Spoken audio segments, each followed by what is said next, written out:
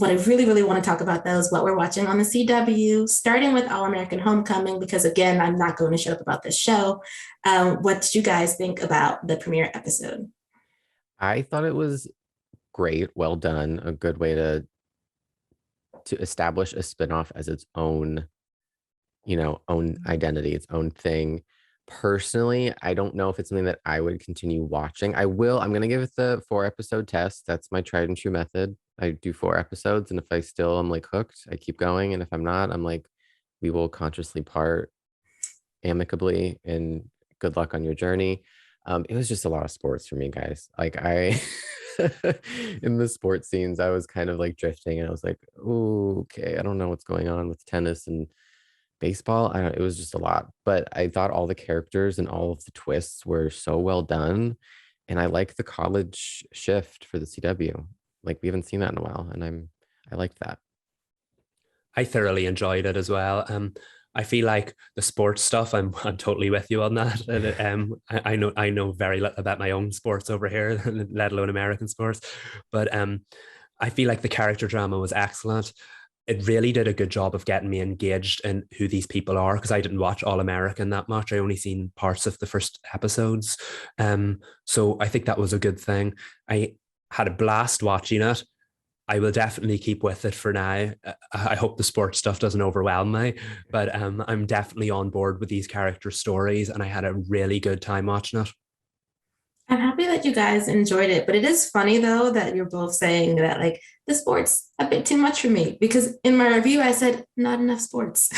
Like, Interesting. And yeah. well, for me, any sports is too much sports. So, don't really go off my word, but I did enjoy it. And I didn't feel like I was missing anything from having not watched All American. And I know they kind of did like a here's what was going on before to like kind of get us up to speed, but I didn't feel like I needed, 4.5 seasons of backstory, or three and a Mhm. half, sorry.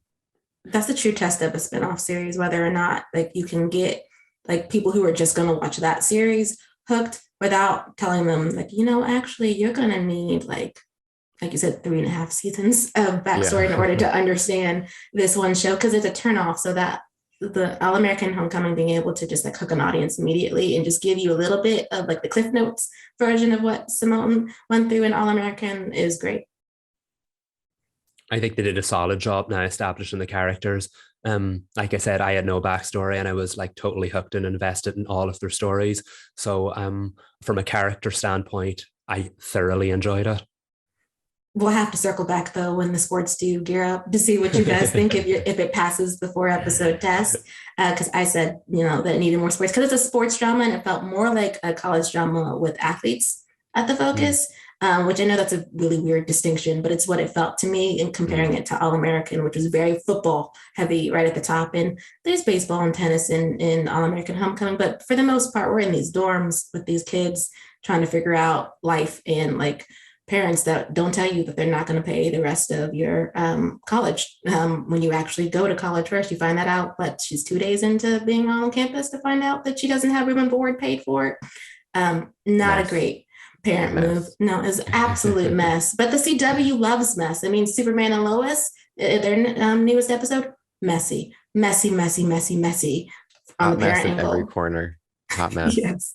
I one that was you couldn't look away from. Yeah, I was Yes. gasping in every moment. Like even like when I was like looking at my phone to keep up with the live tweets, like I'd see something, I'd like legitimately gasp. Like I'm not often shocked by things that I watch on television, and there was something in like every act that just blew me away, whether it was the going through the wall, or I love a good like eavesdropping moment in shows. That's when we get our good tea, and it had one of those.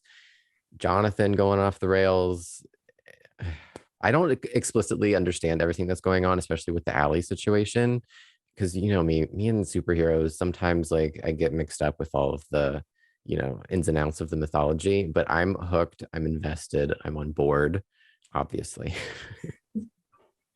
They went all in on the alley thing this time, because the intro flashback was very hard to follow at one point. Yeah, I was like, wait, I thought Superman was on. Why is Legacy's on? Yeah, it definitely, that was a hard one to follow. And I thought maybe the Ali story would be taking a back seat this week because I knew Lucy wasn't in it. But it didn't. It went all in on it. And with the medallion and the shadow dimensions and the alternate selves, that's what I find really interesting, is that they've tied it to the Bizarro storyline. Because I know some people's complaints about the season so far is that both, it's good that Lois has her own story. That's imperative to a show called Superman and Lois. But her story last season with Morgan Edge was highly tied to the Superman part of it. It was just more of an undercurrent. Whereas this season, they felt like complete juxtaposition. They were completely different. So it's really, really nice to see now that they actually are more linked than we thought. And I think now with Lucy coming back into it at some point, it's nice to see the family drama and the supernatural stuff work so well in tandem with one another. And it's a dark story this season. So it's nice to see both dark stories working hand in hand. I was It just was a hard that, pivot though. yeah, I feel like one thing that I noticed, especially in this episode, is that the season 2 has been a lot darker. Like there's still lightness to it, but like with the Bizarro guy, he's low-key terrifying to me.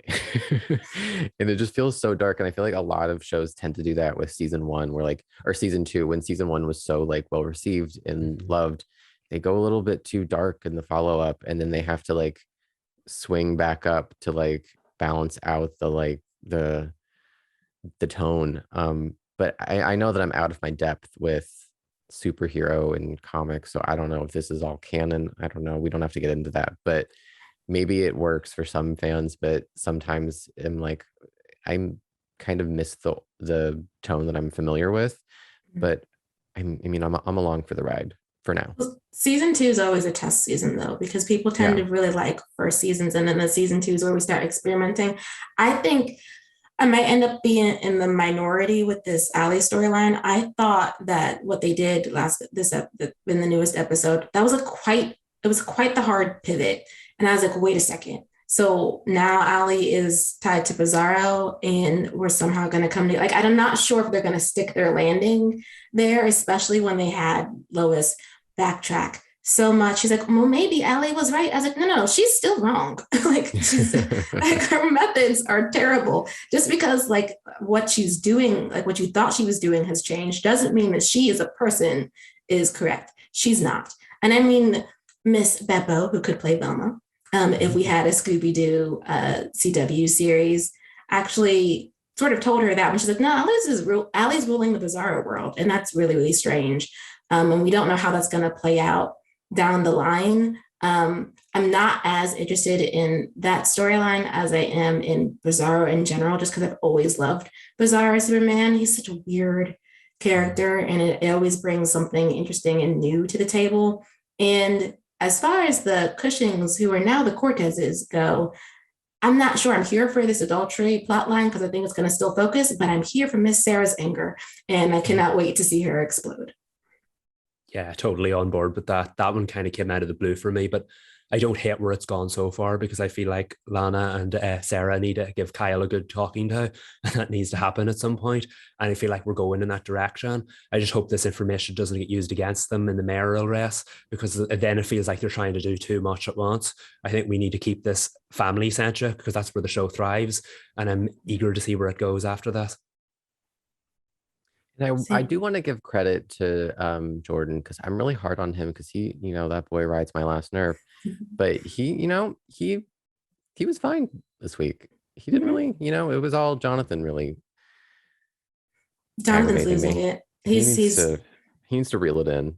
Well, he's used to being if not the perfect one, the one who's the best at everything. And now that Jordan is the special one.